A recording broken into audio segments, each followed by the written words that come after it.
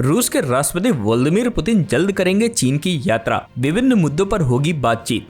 जानिए क्या है पूरा प्लान। क्रेमलिन ने बुधवार 12 जुलाई को कहा कि राष्ट्रपति व्लादिमीर पुतिन जल्द ही चीन की यात्रा पर जाएंगे और अब दोनों देशों के बीच पहले से ही मजबूत संबंधों को और आगे बढ़ाने का अच्छा समय आ गया है।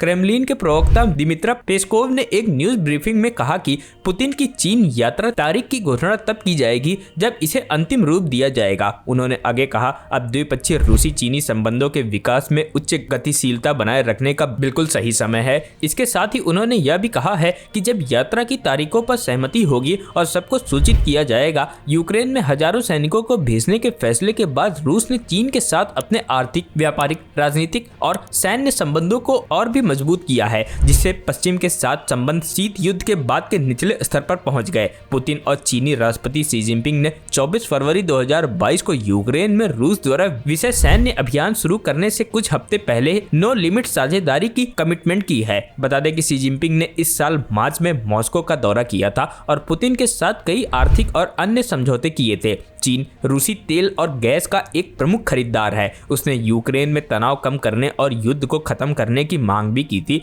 लेकिन कीव और उसके पश्चिमी सहयोगियों ने इस योजना को यह कहते हुए खारिज कर दिया कि इससे रूसी क्षेत्र लाभ बंद हो जाएगा। पोस्को ने कहा, पुतिन की बीजिंग यात्रा के दौरान दोनों राष्ट्रपति सहयोग और वैश्विक मुद्दों पर ध्यान केंद्रित करेंगे। पेस्कोव ने आगे कहा, अंतरराष्ट्रीय संबंधों के सार के बारे में मॉस्को और बीजिंग के दृष्टिकोण की समानता के आधार पर हमारे पास आगे की चर्चाओं और सबसे महत्वपूर्ण रूप से रचनात्मक बातचीत के लिए बहुत अच्छी संभावनाएं हैं। Bureau report, trigger politics.